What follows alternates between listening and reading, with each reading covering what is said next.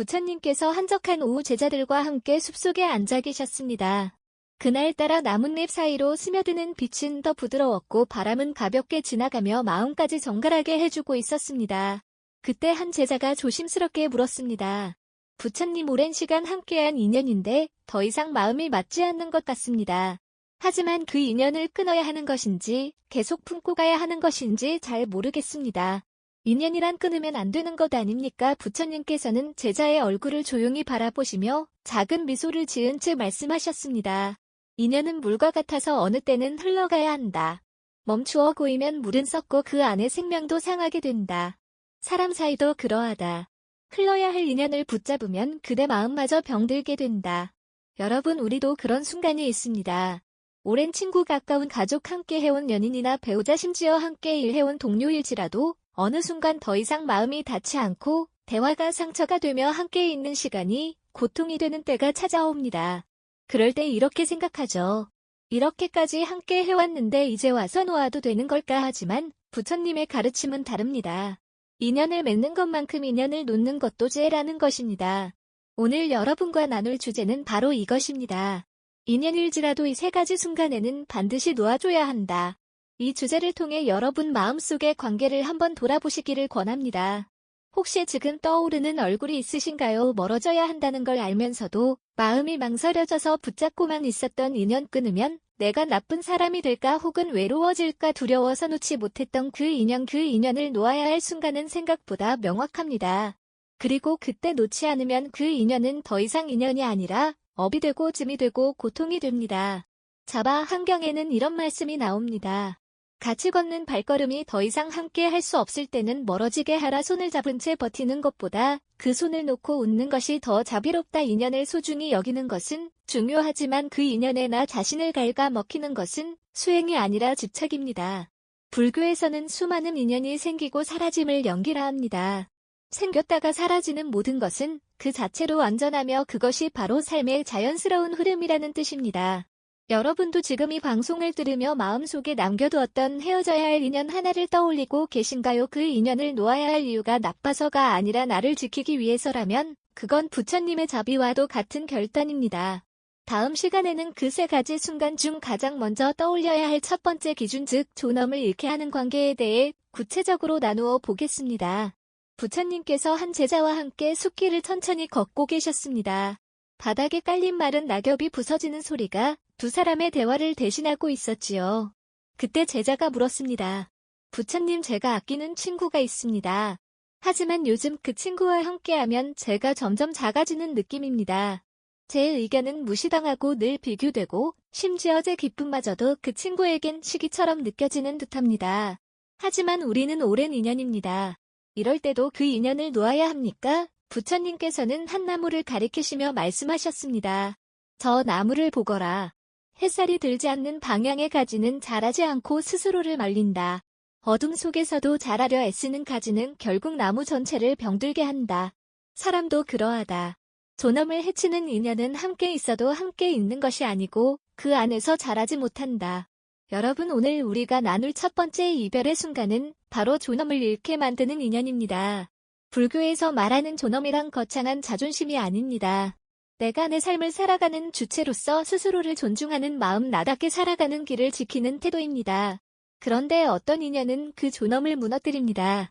처음엔 좋은 사람 같았지만 시간이 갈수록 나의 감정을 지워가고 나의 생각을 무시하며 결국 내가 나를 부정하게 만듭니다.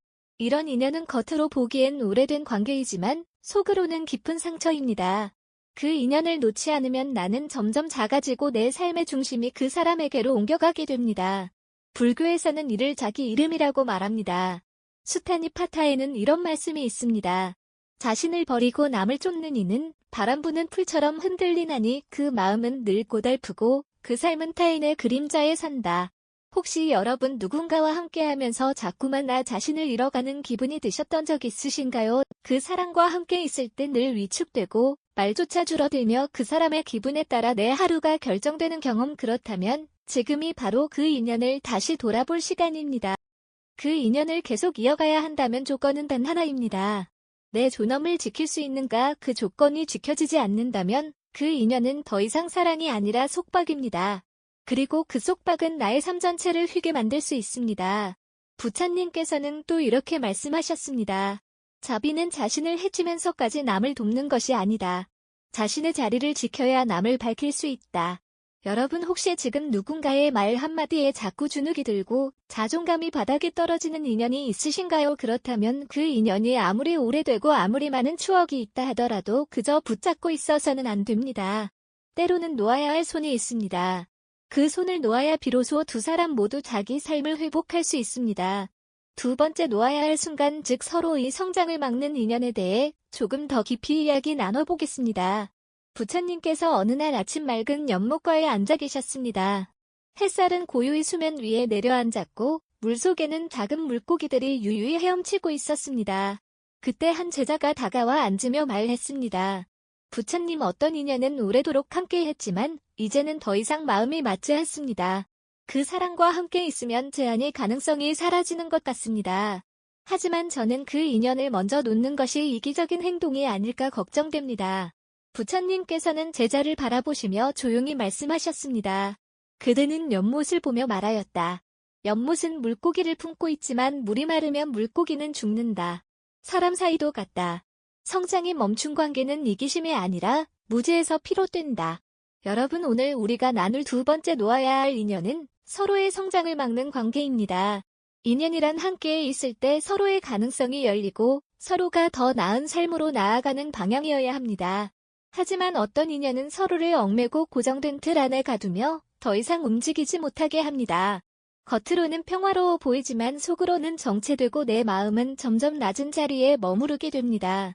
이런 인연은 상대를 미워하지 않더라도 이미 그 안에서 두 사람 모두 멈춰버린 상태일 수 있습니다.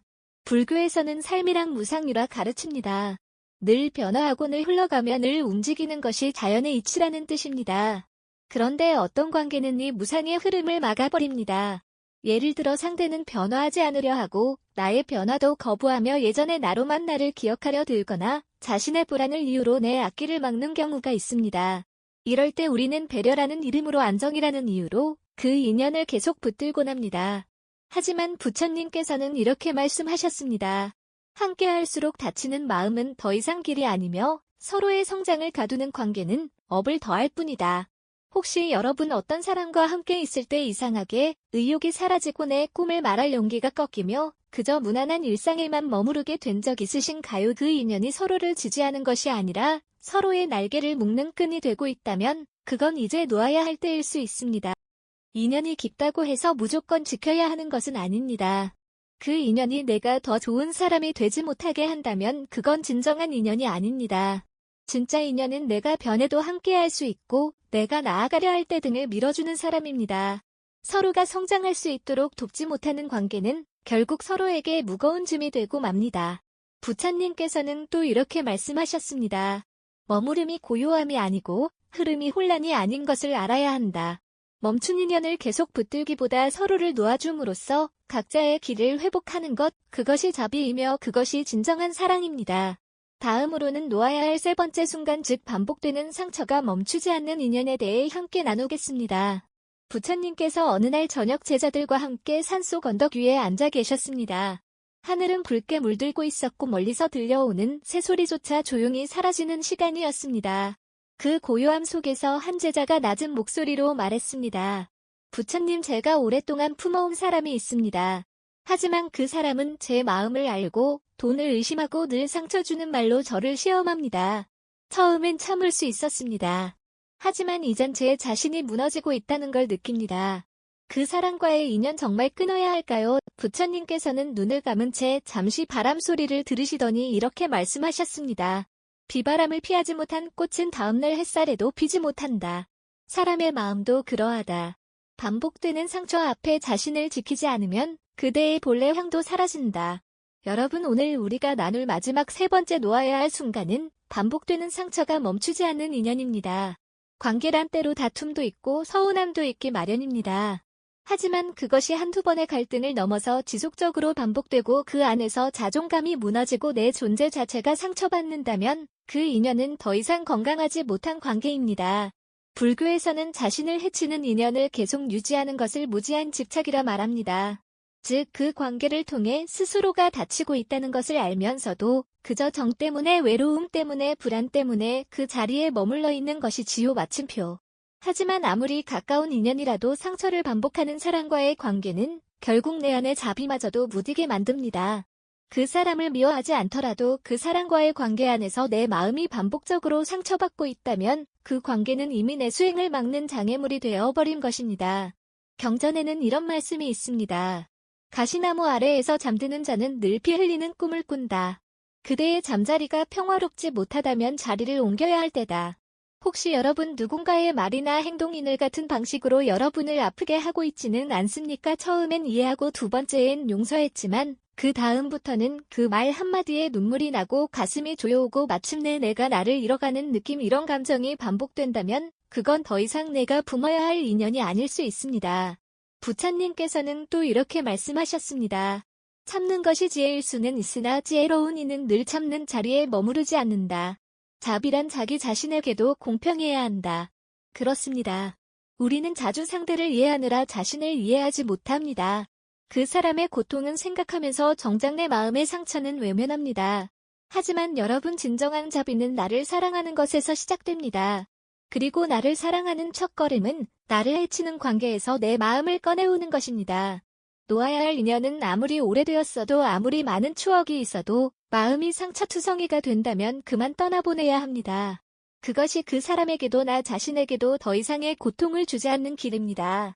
다음으로는 이제까지 나눈 3가지 놓아야 할 순간들을 어떻게 마음으로 정리하고 어떤 자세로 실천할 수 있을지를 마무리하며 함께 나누겠습니다. 해가 산 너머로 사라지고 숲에는 서서히 어둠이 깔리기 시작했습니다.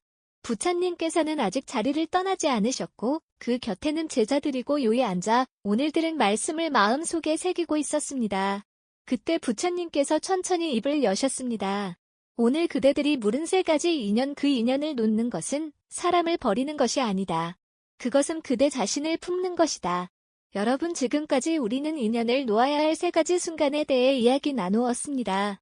첫째는 내 존엄이 무너질 때 내 존재가 자꾸만 작아지고 내 삶이 그 사람의 말과 눈빛에 의해 흔들릴 때 그 인연은 더 이상 함께 걸어갈 길이 아닌 것입니다. 둘째는 서로의 성장을 가로막을 때 그 사람과의 관계 속에서 내 안의 가능성이 더 이상 피어나지 않고 내가 원하는 방향으로 나아가지 못한다면 그 인연은 멈춰야 할 인연입니다. 셋째는 상처가 반복되고 그 고통이 나를 병들게 할 때 더 이상 말로 설명할 수 없는 고통이 그 사람과의 대화 속에 행동 속에 표정 속에 쌓이고 있다면 그 인연은 끊는 것이 자비입니다. 이 3가지 중 하나라도 해당된다면 그 인연을 놓는 것은 결코 이기적인 선택이 아닙니다. 그건 나를 온전히 사랑하는 수행입니다. 불교에서는 인연을 맺는 것만큼 인연을 떠나보내는 것도 수행자의 길이라고 말합니다. 왜냐하면 모든 인연은 무상하며 모든 관계는 연기이기 때문입니다. 내가 노력한다고 영원히 이어지는 인연은 없습니다. 반대로 지금 놓는 인연이라도 그것이 진정한 인연이라면 언젠가 다시 좋은 모습으로 우리 곁에 찾아올 수도 있습니다. 그러니 놓는 것을 두려워하지 마십시오. 지혜롭게 내려놓는 것이 결국 삶을 더 깊이 있게 만드는 길입니다.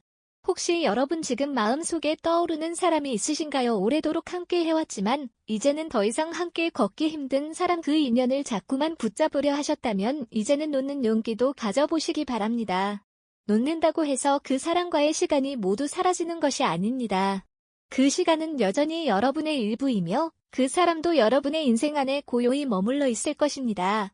다만 그 사람이 더 이상 여러분의 상처가 되지 않도록 거리를 두는 것 그것이 우리가 오늘 함께 나눈 놓음의 수행입니다. 부처님께서는 이렇게 말씀하셨습니다. 손에 쥔 뜨거운 수침 던져야 한다. 그것이 불씨일지라도 그대가 그것에 대인다면 그건 수행이 아니라 고통일 뿐이다. 이제 마지막으로 이 모든 말씀을 마음에 담아 인연을 지혜롭게 바라보는 시선을 어떻게 일상에 녹여낼 수 있을지를 정리하며 마무리해 보겠습니다. 부처님께서 제자들과 마지막 설법을 마치신 날 조용한 저녁이 내려앉았습니다. 산속에는 작은 새들조차 날갯짓을 멈추고 스승의 말씀을 듣기라도 하듯 숨을 고르고 있었습니다. 부처님께서는 제자들을 바라보시면 천천히 마지막 말씀을 전하셨습니다. 이 세상 모든 인연은 머물러야 할 때와 흘러가야 할 때가 있다.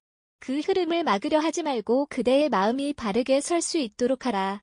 놓는 것이 무너짐이 아니라 다시 피어남이라는 것을 알게 될 것이다. 여러분, 지금까지 우리는 인연을 놓아야 할 3가지 순간에 대해 함께 나누었습니다. 첫째는 존엄을 잃게 되는 인연, 둘째는 서로의 성장을 막는 인연, 셋째는 반복되는 상처 속에 갇힌 인연이 3가지 순간이 찾아왔을 때 그 인연을 지혜롭게 놓는 것이야말로 부처님께서 말씀하신 자비로운 실천입니다. 여러분, 누군가와 함께하는 것이 아름답다고 해서 그 인연을 끝까지 품어야 한다는 것은 어쩌면 우리 마음속 깊은 두려움이 만들어낸 착각일지도 모릅니다. 놓는다고 해서 그 인연이 지워지는 것은 아닙니다. 그저 그 자리에 고이 머물게 되는 것입니다. 그리고 우리는 그 인연에 더 이상 아프지 않은 마음으로 감사와 평온함을 남길 수 있습니다. 혹시 오늘 방송을 들으며 마음속에 어떤 인연이 떠오르셨나요? 그 인연을 놓아야 하는 이유가 그 사람이 나빠서가 아니라 이제는 서로를 다치게 하지 않기 위해서라면 그 결단은 무너짐이 아니라 지혜의 시작입니다. 불교의 가르침은 늘 이렇게 말합니다.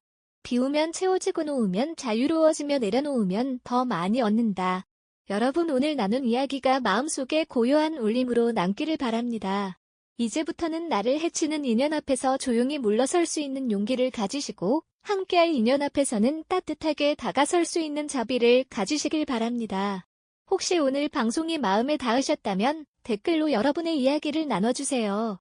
좋아요와 구독은 이 작은 수행의 길에 큰 힘이 되어줍니다. 또 여러분 곁에 놓아야 할 인연 앞에서 망설이고 있는 분이 있다면 이 방송을 조용히 전해보셔도 좋습니다. 인연을 존중하되 집착하지 않는 평온한 하루 되시길 바랍니다. 감사합니다. 고요한 울림이었습니다.